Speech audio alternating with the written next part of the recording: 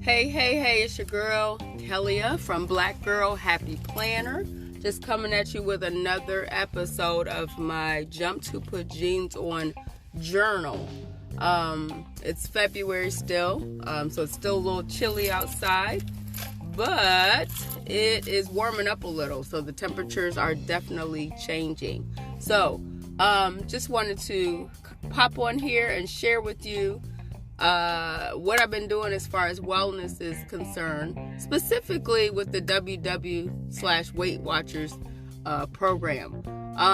It's always a struggle. I'm sure for a lot of you out here, it's a struggle to stay on track with what we're doing as far as weight loss and fitness is concerned, and all of our wellness overall. So, I just wanted to shout out my Instagram. Make sure you follow me on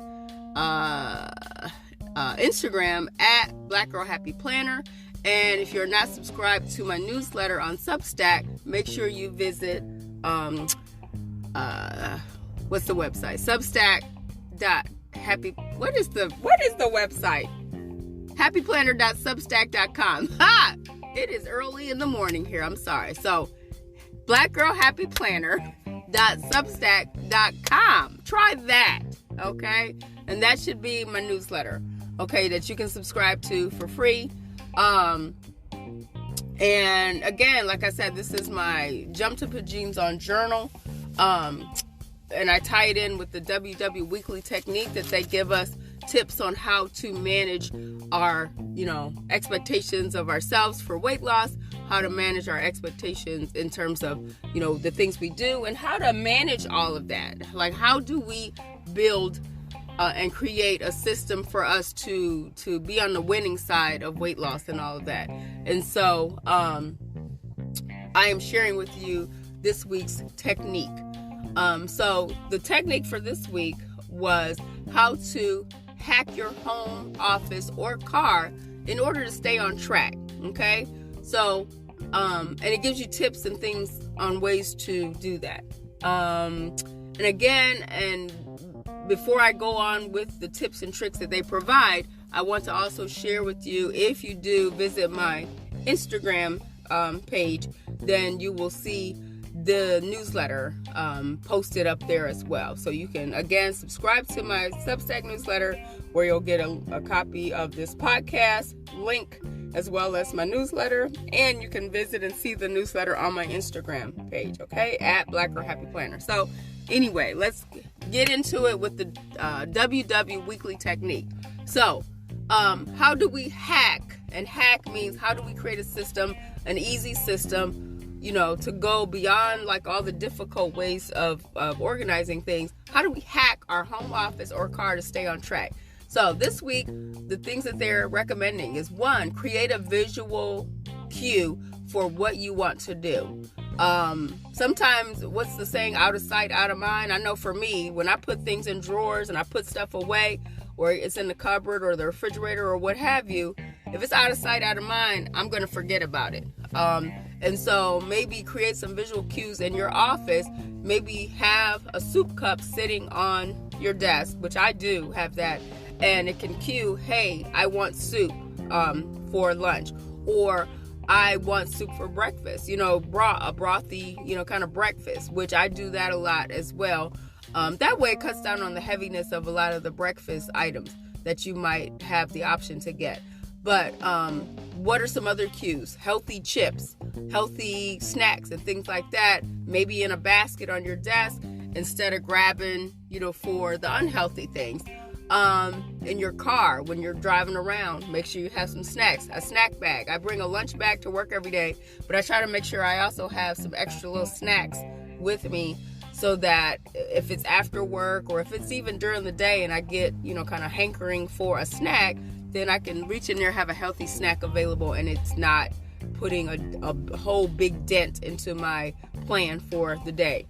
That always doesn't work. We all know we fall off the wagon sometimes, but if you can go ahead and do that and prepare ahead of time, then that would be cool to do, and that will help you out in the long run. Other things you can do is store meal prep tools where they are easy to access And also make breakfast right after dinner. So one thing I do is, especially in the evening when I come home, so I'll unpack my lunch bag, I'll prep my dinner and put that in the microwave, heat that up because I've already, cooked for the week on Sunday or something like that, and did meal planning for the week.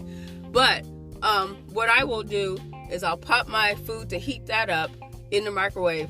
Then I'll unpack my lunch bag, put everything away. Then I'll prep my lunch and breakfast for the next day, put that all together, and then stick that in the fridge. And that way, that's ready for the next day for me to just grab and stick in my lunch bag and start that whole routine over again. I try my best to do that every day. That way, I'm not scrambling in the morning to try to find breakfast or lunch. Now, again, does that happen sometimes? Yes. Yes, and sometimes I forget or just don't feel like doing it in the evening, and then in the morning I'm scrambling to try to find something. But the more you can do it in the evening and prep, and that way you know what you're eating ahead of time, then that will help you in the long run as far as staying on track with everything and your goals.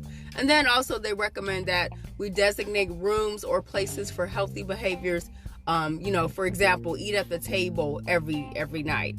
Instead of like in bed or on the couch and things like that. I try to eat at the table at least probably twice a week or so. It just depends on what's going on, what I'm doing. It also depends on what type of meal. If I have something I need to cut up, like steak or something like that, or if I have something I know I need to pick up, like a turkey burger or some sort of sandwich that I need to pick up, I'm sitting at the table because I don't want to make a mess. Like if I'm eating tacos, sitting on the couch might not be the best option for eating tacos, like Taco Tuesday or something like that. So I'm just, throwing that out there, and make sure you have your water at the table with you instead of other types of drinks, if that's an option for you to eat at the table.